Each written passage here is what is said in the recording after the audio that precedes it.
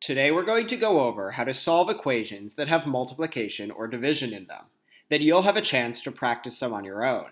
Let's look at the first problem. 3 times x equals 12.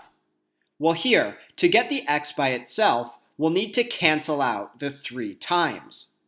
In an equation, when you want to cancel multiplication, you'll do it by using division. So here we're going to divide by 3. Notice that when I write division, I write it in fraction form. Now you might be wondering, why does division cancel out multiplication? Well, let's start by looking at our equation again. We had a 3 times x. Then we added in a divided by 3. Well, if we rearrange this equation, now what we see is that we have 3 divided by 3. And we know 3 divided by 3 equals 1. And 1 times x, that's just x. So what's really happening when you divide is that it's canceling out the 3 times. You're left with just an x. But remember, if we do something to one side of an equation, we have to do it to the other side. So on the other side of this equation, we also need to divide by 3. What is 12 divided by 3? Well, 12 divided by 3 is 4. So here x equals 4. Let's look at another problem. Here's the equation x divided by 3 equals 12. Well, the problem with this equation is that x is being divided by 3. We need to cancel out the division. Well, the way that you cancel division is by multiplying. So here we're going to take x divided by 3 and multiply by 3.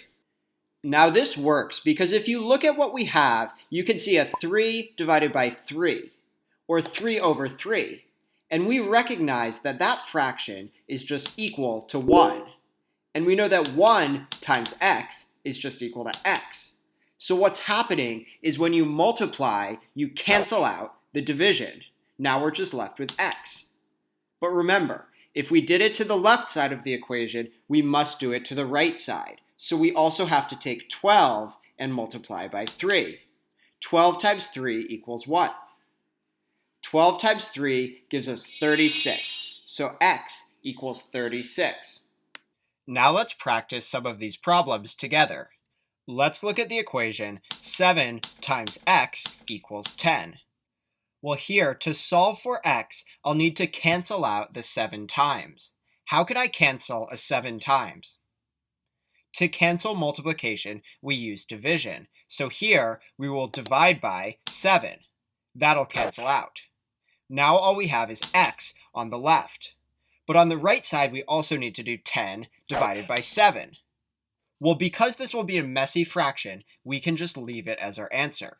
Here, x equals 10 sevenths. Let's look at another. X divided by 4 equals negative 5. What do I need to do to cancel the divided by 4?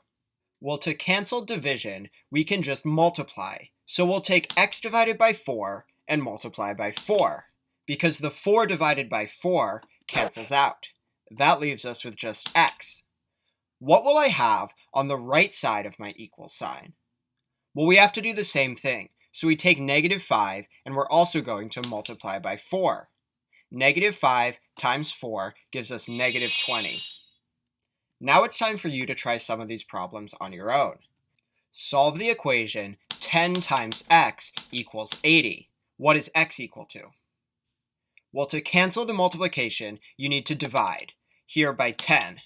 The 10 over 10 will cancel out, and we'll be left with just x. Then we have to divide by 10 on the other side. Well, 80 divided by 10 is just 8. And now here's our last problem. X divided by 5 equals 3. What does x equal? Well, to cancel division, you use multiplication. So you take x divided by 5 and just multiply by 5. That 5 divided by 5 will cancel out, and you'll just be left with x. On the right side, you'll also multiply by 5. 3 times 5 equals 15. So from today, remember, use multiplication to cancel division. Use division to cancel multiplication. And when you write division, show it as a fraction.